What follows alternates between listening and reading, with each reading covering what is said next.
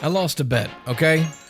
About a month ago, I played Garten of Banban Chapter 3 on stream, and I made a bet with chat that every time I die, I'd have to spin on the punishment wheel and do that punishment. But if I ran out of punishments on the wheel, then I'd have to make an unironic video about Garten of Banban, and I was doing so well until that godforsaken lizard and his hyperspeed tongue took 6 of my lives away. And now we're here. But I let this video cook for a while. I wasn't really sure what to do. Not only did we immediately then have the biggest news week in FNAF history, I wasn't sure what to do with this video at all. Did I really want to legitimize this franchise by making a serious lore analysis? No.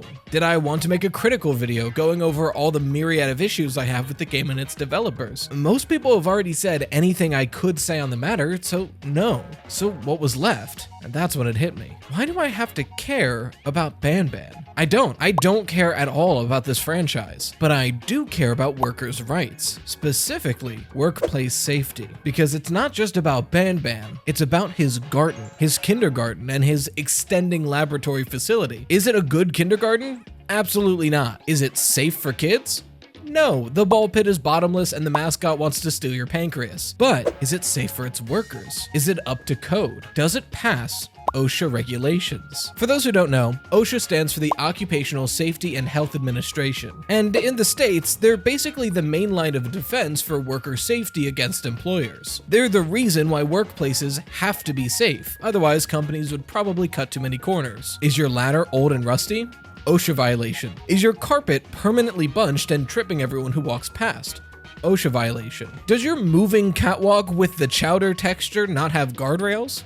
OSHA violation. And when you get inspected by OSHA regulators, each individual OSHA infraction holds a penalty of up to $15,625 per instance, which can add up to a lot of money, even for someone like Sheriff Toadster, who hasn't paid his taxes since 1972. So, Slices, today we're taking off the apron.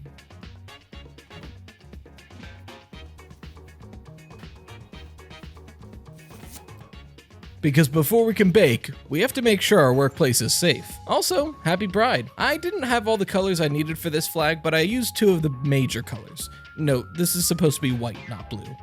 I have bad lights. I want to start with Chapter 1 separately for a few reasons. First, chronologically, it makes the most sense to do that. Second, it's only like 15 minutes of gameplay, so we can probably get through it pretty quickly. But most evident is third. The entire first chapter of this game is in the regular front-facing kindergarten. By all accounts, this should be the most OSHA-compliant segment of the entire game. It's supposed to just be a kindergarten. I mean, that fact, plus the brevity of the chapter, should mean that there really aren't any OSHA violations. But of course, there are. First thing you notice when you walk in the door is that there's only one way out, the door you came through. Meaning that since this is the only exit for the facility, it's doing double duty as the only emergency exit, which is a violation. Because according to Regulation 1910.36, subsection B, clause 3, any facility that is large enough or holds enough employees as described within that clause needs at least 2 emergency exits. And although this first area is fairly small and could possibly pass that regulation, the rest of this facility seems to be an endless, ever-expanding void, which seems slightly big enough to require at least 2 emergency exits. That's not all though, because there's no knowable way to open this door. Not even a key card or a drone button to hit, not even a doorknob.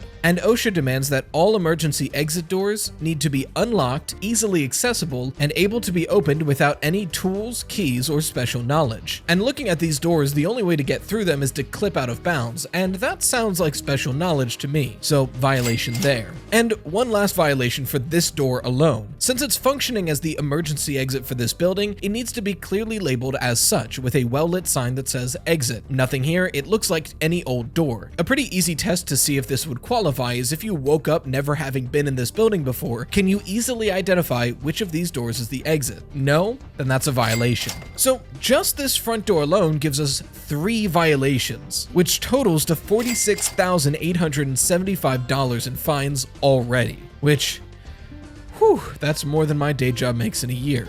and one door did that. On the bright side, the rest of this opening facility doesn't have many other infractions. The classroom and play area, while boring and sterile, are at least safe. But then we get to the second half of Chapter 1, the ball pit, and we meet one of the most prolific infractions that the rest of this facility has already, because Banban is allergic to guardrails. You see, Regulation 1910.28 subsection B clause 1 is one of the largest issues that this entire facility has. It reads, quote, "The employer must ensure that each employee on a walking working surface with an unprotected side or edge that is 4 feet 1.2 meters or more above a lower level is protected from falling by one or more of the following: A. Guardrail systems, B. Safety net systems, or C. Personal fall protection systems." Now, for those unaware, a walking working surface is defined by OSHA as essentially any type of floor that an employee is expected to walk on to perform their job. So when we see a ledge like this, we need to see either a guardrail, a safety net, or some kind of harness that an employee can put on nearby,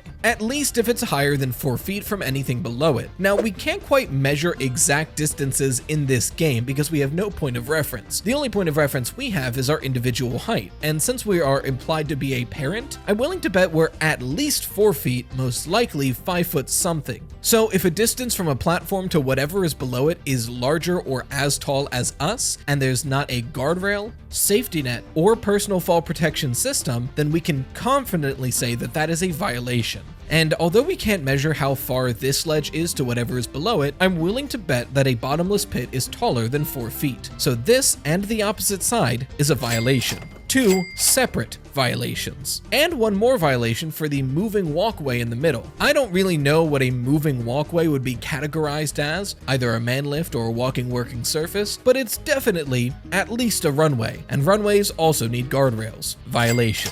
The rest of this area is mostly fine, except for the very ending of Chapter 1, where the floor falls out to reveal a man lift underneath. 2 things. 1, in between the floor falling out and the man lift arriving, there is at least a 4-foot gap. So because there is interim space while platforms underneath are moving, there needs to be a guardrail and gate at the middle of this room, which there isn't. Violation.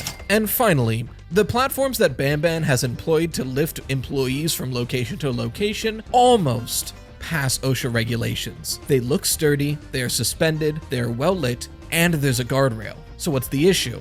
The issue is the guardrail itself isn't up to code. Again, some of these guardrails might not be, because I can't measure exactly how large they are, but I know for a fact that a large break in the guardrail and an unclosable door like this do not pass the guardrail safety regulations specified in Regulation 1910.29 subsection B. So anytime we see a lift like this, that's a violation.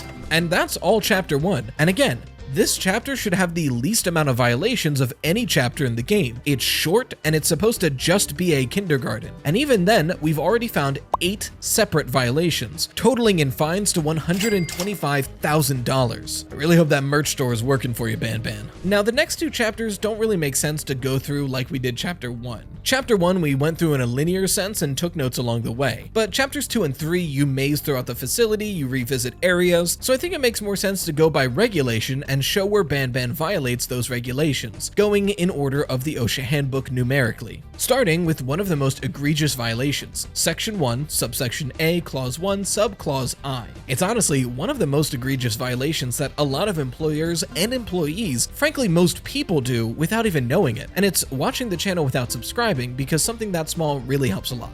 Thank you. Now, I don't really know what Givanium is, but if the atomic weight of it really is infinite as this sign suggests, it's definitely a hazardous material, possibly even radioactive. And according to Regulation 1910.1003, subsection C, clause 2, subclause I, quote, "Within regulated areas where carcinogens addressed by this section are stored in sealed containers, access shall be restricted to authorized employees only." And even if I grant to Banban that these barrels that look look like they're leaking are considered sealed containers, they're not in locations limited to authorized employees only. They're strewn all over the place. Anyone with a key card can just waltz right in, and yes, you may suggest that key cards imply that they're locked to authorized employees only, but key cards are the supplement for doorknobs in this universe. They are not limiting things. And even if they were, Captain Fiddles is strewn all about an area with Givanium. Are you telling me Captain Fiddles is an authorized employee? He didn't know how to put on pants until Chapter 3. Anyway, Banban breaks this regulation in 6 different instances, so that's 6 violations. Speaking of hazardous material, Regulation 1910.132, subsection A, states that dependent on the type of work the employee is expected to perform, they are to be provided personal protection equipment, or PPE, related to that work. And I hear you. We get this wall sticker. Remember your protective equipment, hard hat, and high-vis vest. Look, I get it. They're important to have, believe me. But that's not the right kind of equipment for the work being done at the Banban facility. Banban, you're not running a construction company. I'm wearing this because it's unsafe to be here, but you are running a laboratory, and there is no laboratory equipment to be found. No lab coats, no goggles, no gloves, no hazmat suits. If you had one goggle hanging on the wall of the medical lab, I'd give you a pass on this, but you don't. Is Banbalina just scooping up Givanium with a ladle or something? What's going on in your facility? There are 3 different instances where we see that employees are expected to handle Givanium, and nowhere in any of those locations is there any provided PPE. So that's 3 violations. Now, this next one here is a bit of a calm before the storm. Regulation 1910.22, subsection A, clause 1, states that all walking working surfaces must be clean and sanitary at all times or as often as is feasible. And for the most part, we're good here, but the location we're dragged to in the medical sector has this strange green stain that looks like some kind of alien blood. I know that's not our blood, so it must have been here for a while. That's a violation. And I said that last one was the calm before the storm because this next one is a bit of a doozy. I'm going to combine a few different violations for this section because we're talking about one type of thing, staircases, and why Banban's Garten hates safety. There are entire chunks of the OSHA regulation handbook devoted to the specific regulations surrounding staircases when they're needed and how to be implemented properly. We really only need a few of these regulations, but before I get into the nitty-gritty of it, look at this staircase. What do you think is wrong with it? The astute among you might have guessed that there's no handrail, and you would be correct. That's one of the issues. Regulation 1910.29 subsection F deals with all the different kind of handrails and stair rails that are necessary to keep stairways safe. But I don't have to go into detail about what those regulations are, because a whopping 0 staircases in this game have a stair rail. Even staircases surrounded by walls don't have handrails, so they're still considered unsafe. Violations. But there's more here, because if you look closer at this stair model, you might notice that when the Euphoric brothers, when Banban was making these stairs, he didn't place the model correctly. So every 15 or so steps, there is an uneven stair, one that's significantly shorter than the rest of them. Regulation 1910.25 subsection B clause 3 demands that between landings, the areas that stairs lead from and lead to, there must be a uniform riser height and tread depth on the stair for each stair present. And all but one staircase in this entire game franchise has uneven stairs. Those are all violations. But that's not all, because like I said,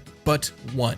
There is one different staircase model in the entire game, and that's in Chapter 3, but we're not out of the woods yet. Look at that staircase. It's missing a handrail, but the risers are even.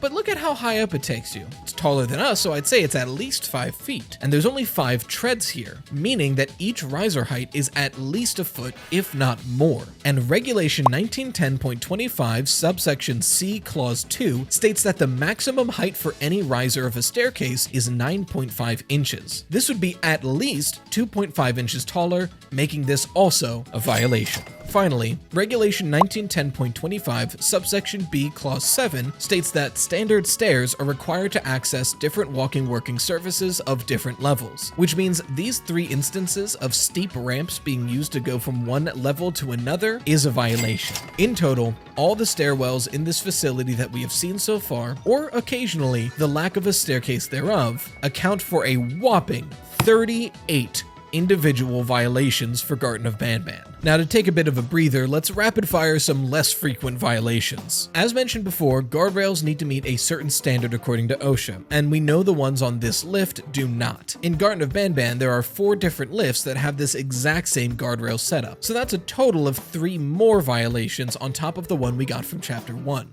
Next up, Regulation 1926.909 is more for construction sites than it is laboratories or kindergartens, but I think that's due to a lack of creativity on OSHA's fault, because they didn't assume that explosives would be held at either of these facilities, but we do have cannons and rockets throughout, and explosives and exploding devices need to be locked in secure locations. So that's 7 violations for these cannons strewn about, and I'll be nice and say 1 violation for explosives, because although we have this box of rockets and a rocket in a closet, I'm willing to let it slide that the rocket in the closet counts as being in a secure location, and I'll just count the box of rockets as 1 large explosion. So 8 violations. And now let's go over violations for things that are completely absent from the facility, namely sprinkler systems, fire escape systems, fire alarms. That's a violation, and a lack of an emergency action plan. Essentially, the subsections of Regulation 1910.38 deal with the EAP, which is essentially a necessary big book of regulations and plans in the case of any emergency, so that if employees forget their training, they can at least refer to it. And this thing is supposed to be readily available. Not only do we never see an EAP stapled to a wall anywhere, but if the notes that were left behind by the employees are anything to go by, nobody knew what to do in the case of an emergency. So obviously, not only was there not an emergency action plan, there was no training to supplement the lack thereof. Including all violated subsections within this regulation, we can add 6 more violations. And finally, this one kills me because you were so close, Banban, but Regulation 1910.38 subsection D states that there must be an employee alarm system, and we see an emergency alarm in the break room, but it also needs a distinct signal for each purpose, and this is just one big button. So unfortunately, although you were close, that's another violation.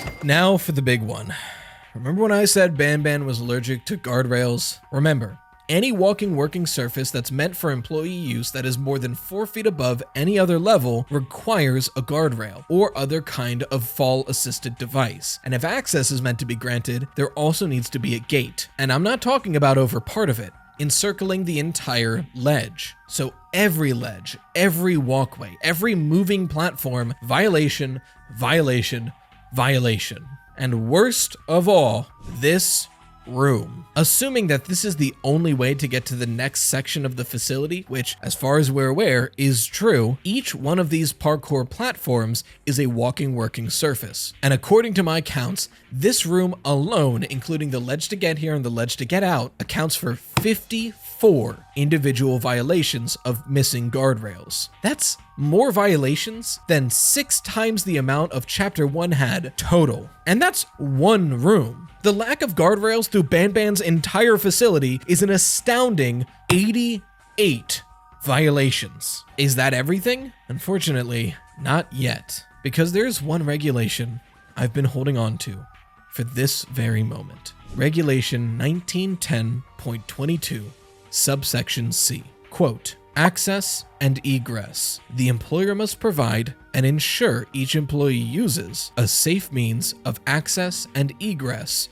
to and from walking working surfaces. In layman's terms, every floor that's meant for an employee to walk on needs a safe way to get onto it and a safe way to get off of it. So anytime in this entire game that the only way to get somewhere is over an unsafe platform, aka a walking working surface with a ledge without a guardrail, or a staircase that has a violation, is an additional violation. This one regulation is broken in unfathomable 97 times, which is just insane. When all is said and done, the Garten of Banban facility has violated the employee safety regulations set out by OSHA, a mind-numbing 260 individual times. Assuming that this is the first time the location has ever been inspected by OSHA, they would be liable to pay a fine up to $4,062,500. But here's the real problem. That's for a first-time violation. And we know this facility was open for quite some time before it was closed down, most likely under these conditions. If you willfully continue to violate the OSHA regulations after being warned, or repeatedly violate them, each penalty's fine actually goes up by a lot to $156,259 per violation, which, assuming this facility has been doing, which is fair to say, would logically bring the total fines due to OSHA from Banban himself to $40,627,340. So Banban, I have to ask, was the Givanium really worth it? Was it worth